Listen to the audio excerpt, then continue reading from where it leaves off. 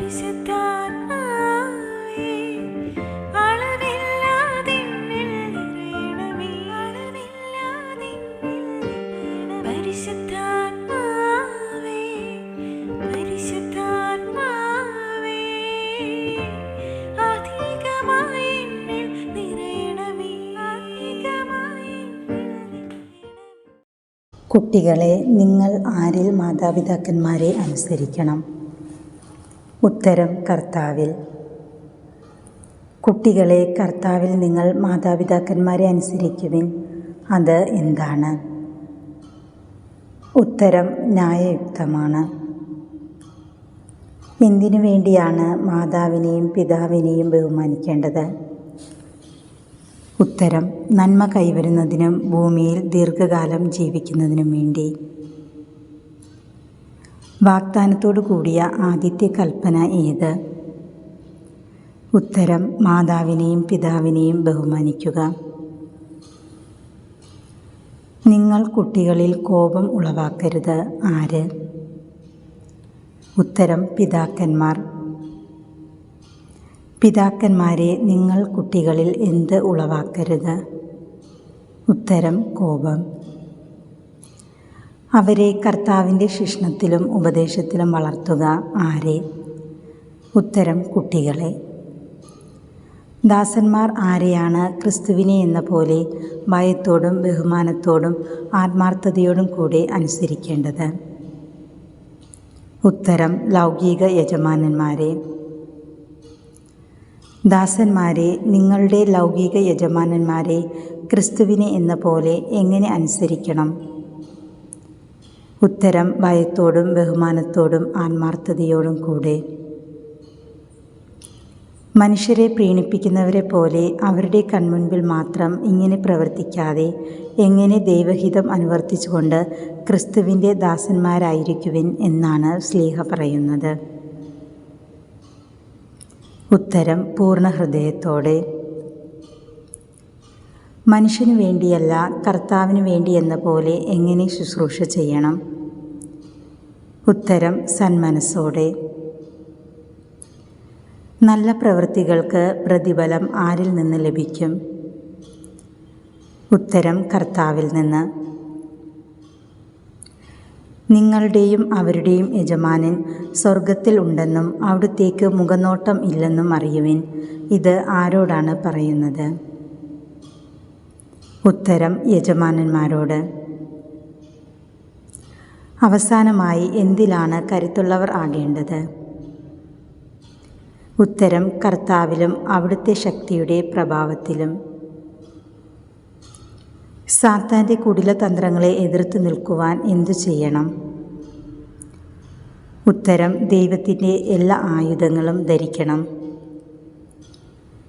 എന്തിനു വേണ്ടിയാണ് ദൈവത്തിൻ്റെ എല്ലാ ആയുധങ്ങളും ധരിക്കേണ്ടത്? ഉത്തരം: സാത്താൻ്റെ കുടിലതന്ത്രങ്ങളെ എതിർത്ത് നിൽക്കുവാൻ. എന്തിനെല്ലാം എതിരായിട്ടാണ് നമ്മൾ പടവെട്ടുന്നത്? ഉത്തരം: ആധിപത്യങ്ങൾക്കും ഈ അന്ധകാര ലോകത്തിൻ്റെ അധീപന്മാർക്കും സ്വർഗീയ ഇടങ്ങളിൽ വർത്തിക്കുന്ന തിന്മയുടെ ദുരാത്മാക്കൾക്കും എതിരായിട്ടാണ്. തിന്മയുടെ ദിനത്തിൽ ചെറുത്ത് നിൽക്കാനും എല്ലാ കർത്തവ്യങ്ങളും നിറവേറ്റിക്കൊണ്ട് പിടിച്ചു നിൽക്കുവാനും അങ്ങനെ നിങ്ങൾക്ക് സാധിക്കും. എങ്ങനെ?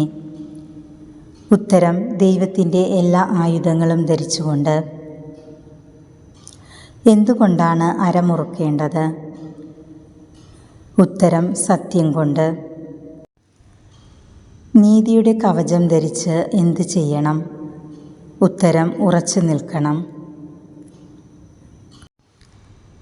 എന്തുകൊണ്ടുള്ള കവചം ധരിക്കണം? ഉത്തരം: നീതി കൊണ്ടുള്ള.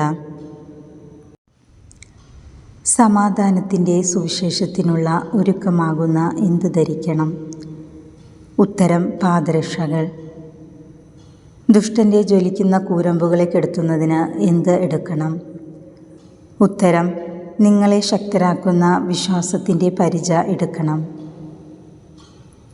എന്തിനു വേണ്ടിയാണ് വിശ്വാസത്തിൻ്റെ പരിച എടുക്കേണ്ടത്? ഉത്തരം: ദുഷ്ടൻ്റെ ജ്വലിക്കുന്ന കൂരമ്പുകളെ കെടുത്തുന്നതിനു വേണ്ടി. രക്ഷയുടെ ഡാഷ് അണിയണം. ഉത്തരം: പടത്തൊപ്പി. ദൈവവചനം ആകുന്ന ആത്മാവിൻ്റെ എന്ത് എടുക്കണം? ഉത്തരം വാൾ. അപേക്ഷകളോടും യാചനകളോടും കൂടെ എല്ലാ സമയവും ആത്മാവിൽ എങ്ങനെയുള്ളവർ ആയിരിക്കണം? ഉത്തരം പ്രാർത്ഥനാനിരതരായിരിക്കണം. എങ്ങനെയാണ് എല്ലാ സമയവും ആത്മാവിൽ പ്രാർത്ഥനാനിരതനായിരിക്കേണ്ടത്? ഉത്തരം അപേക്ഷകളോടും യാചനകളോടും കൂടെ. അവിശ്രാന്തം ഉണർന്നിരുന്ന് ആർക്കു വേണ്ടിയാണ് പ്രാർത്ഥിക്കേണ്ടത്? ഉത്തരം വിശുദ്ധർക്ക് വേണ്ടി.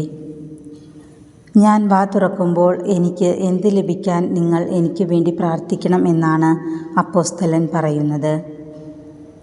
ഉത്തരം വചനം. സുവിശേഷ രഹസ്യത്തിൻ്റെ ബന്ധനസ്ഥനായ സ്ഥാനപതി ആര്? ഉത്തരം വിശുദ്ധ പൗലോസ്ലീഹ. എൻ്റെ കടമയ്ക്കൊത്ത വിധം ധീരതയോട് പ്രസംഗിക്കാൻ നിങ്ങൾ എന്തു ചെയ്യണം? ഉത്തരം പ്രാർത്ഥിക്കണം.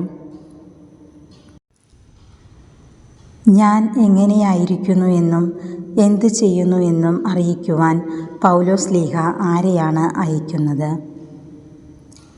ഉത്തരം തിക്കിക്കോസിനെ. പൗലോസ്ലീഹ തിക്കിക്കോസിന് നൽകുന്ന വിശേഷണങ്ങൾ എന്തെല്ലാം? ഉത്തരം നമ്മുടെ പ്രിയ സഹോദരനും കർത്താവിൻ്റെ വിശ്വസ്ത ശുശ്രൂഷകനും. ഇതിനു വേണ്ടി തന്നെയാണ് അവനെ നിങ്ങളുടെ അടുക്കലേക്ക് അയക്കുന്നത്. എന്തിനു വേണ്ടി? ഉത്തരം ഞങ്ങളുടെ വിശേഷങ്ങൾ നിങ്ങളെ അറിയിക്കുന്നതിനും നിങ്ങളുടെ ഹൃദയങ്ങളെ ആശ്വസിപ്പിക്കുന്നതിനും വേണ്ടി. സഹോദരർക്ക് പിതാവായ ദൈവത്തിൽ നിന്നും കർത്താവായ യേശു ക്രിസ്തുവിൽ നിന്നും എന്തെല്ലാമാണ് അപ്പോസ്തലൻ ആശംസിക്കുന്നത്? ഉത്തരം വിശ്വാസപൂർവകമായ സ്നേഹവും സമാധാനവും. ആർക്കാണ് കൃപയും നിത്യജീവനും ഉണ്ടാകുന്നത്? ഉത്തരം യേശുക്രിസ്തുവിനെ സ്നേഹിക്കുന്നവർക്ക്.